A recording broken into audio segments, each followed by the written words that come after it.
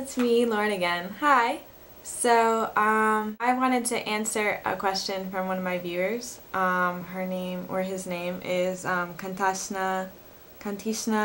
I'm probably saying that really wrong. But usernames tend to be really difficult to say. This person asked me, I'd like to hear what has wowed you so far and what is taking some time to adjust to. Also, some of the more unusual foods that I have tried. Basically, what has wowed me so far, I guess, just, everyone I've met has been like incredibly nice, and I knew that already, from the last time that I was in Japan. But it's still shocking that if I'm lost, I can stop anyone on the street and be like, excuse me, do you know where this is? And they'll be like, oh, it's right over here, and you know, this way, whereas where I'm from, most of the time people will ignore you or say, I'm really busy, I'm sorry, I can't help you. It's just different when being in a society where people actually want to help you. Also, everything that you can buy in a 100 store, it's amazing that you can just buy like anything at the dollar store in Japan. Like anything that you can think of, you could probably find it there. It's like, unless you've been there, it's like, I don't know if you can completely understand it. So things that are taking some time to get adjusted to, I would say the main thing for me is the differences between American schools and Japanese schools in terms of like the rules.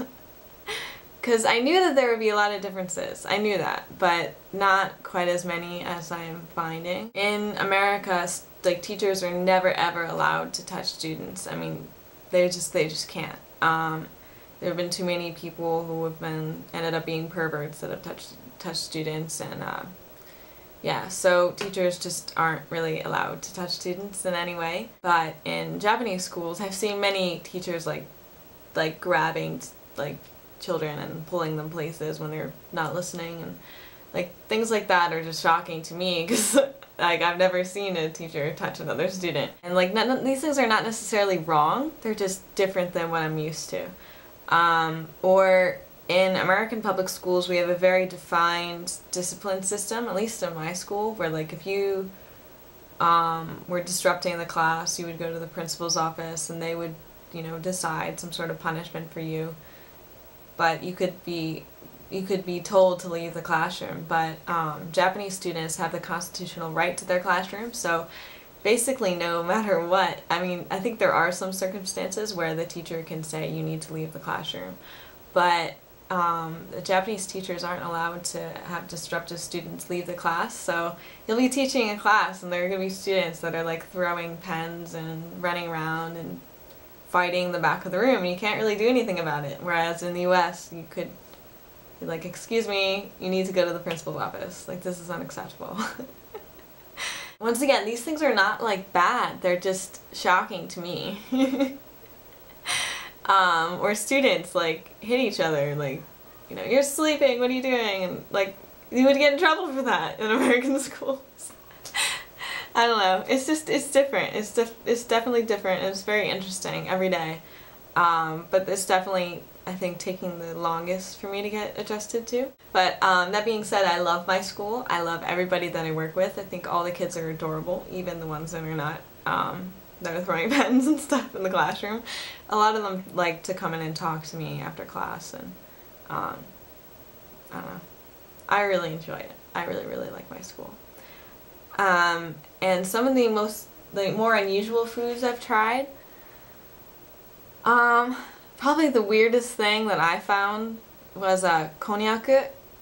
I think I looked it up after I ate it. It's like made from like some sort of Japanese potato or something. It's like this weird gelatin stuff. It's really weird, but it's not Jello. It's like harder than Jello, but it's sort of like, it wiggles around like Jello, and it's sort of semi-clear like Jello.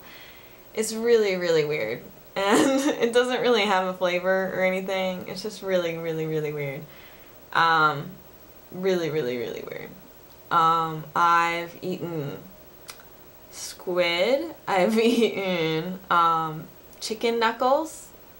I've eaten, well, takoyaki I don't think it's weird anymore, but I think it probably was weird the first time I ate it. I'm not really, a lot of the foods that I eat every day, people either can't explain it to me in English, or they know that I wouldn't eat it. They know me personally, they know that I wouldn't eat it if I knew what it was, so they don't tell me. So those are the ones that were weird that I knew about. I'm sure there are many more that I just have eaten and not known. Yeah, so I hope that answered your question. If you guys have any other questions for me or anything, I could try to make another video like this. I really try to respond to all your comments. Sometimes I don't get emails right away, or you know, with the time difference and everything, but I really do try to respond, and I do try to respond quickly.